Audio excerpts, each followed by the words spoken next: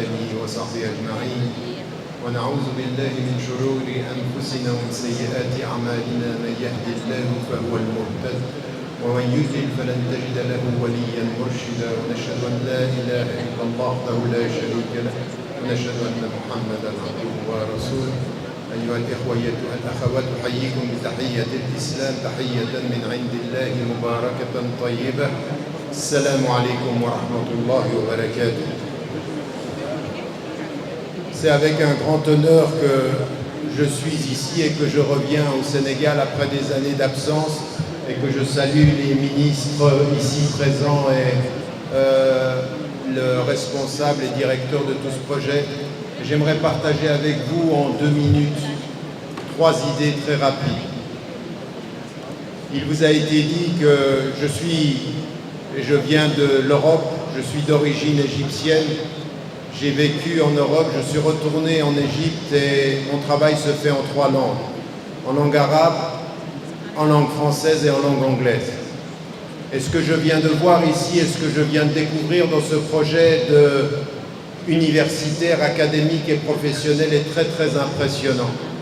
Parce que cette volonté aujourd'hui de faire en sorte que tous ceux qui dans ce pays ont appris l'arabe, se sont formés en arabe, puissent revendiquer la langue arabe et leurs racines arabes à partir de leur tradition islamique et qu'en même temps réussissent à intégrer la réalité culturelle et linguistique dans les langues du Sénégal et dans les projets professionnels du Sénégal, à laquelle s'ajoute en plus la langue française, eh bien j'aimerais vous dire une chose.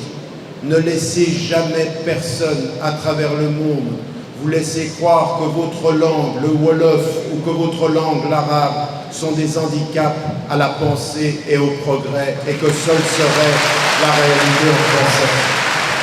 Le projet que je viens de voir ici, cette volonté de faire de l'arabe une source vive de la pluralité des identités, parce que l'arabe est le fondement de la langue du Coran, parce que le Wolof est la langue culturelle de ce pays, parce que le français...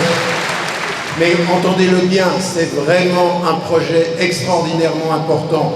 Faites de vos langues des atouts, ne laissez jamais personne penser que la pluralité des langues est un handicap. La deuxième des choses que j'aimerais vous dire dans ce projet que j'ai rencontré, c'est que dans l'acquisition de la connaissance, et ça nous vient de très loin, ça nous vient du prophète salam et de tous ceux qui ont fait ce pays, de tous ceux qui ont été la dignité du Sénégal. C'est que oui, le savoir, il est intellectuel, oui, le savoir, il est spirituel, mais le savoir, il est aussi professionnel, il est dans le respect de la terre, il est dans le respect de toutes les techniques qu'on doit maîtriser. Et que cette université, ce projet-là, c'est pas simplement un projet qui doit rester dans ce pays, il doit être exporté. La philosophie qui lie l'intelligence, le cœur et la culture, c'est une dimension, une philosophie pédagogique importante. Les derniers éléments, je vois dans cette salle autant de frères que de sœurs, de femmes et d'hommes. Envoyer au monde entier cette réalité-là. Nous n'avons pas dans notre religion qu'il y a le destin pour les hommes et la soumission pour les femmes. Nous sommes tous soumis à Dieu et nous sommes tous à égalité, avec l'idée que ce que nous devons faire, c'est apporter l'intelligence, le savoir-faire, dans l'humilité, mais jamais dans la démission. La dignité porte ce projet, que votre conscience le fasse fleurir comme une sadaqa jariya pour aujourd'hui et pour demain.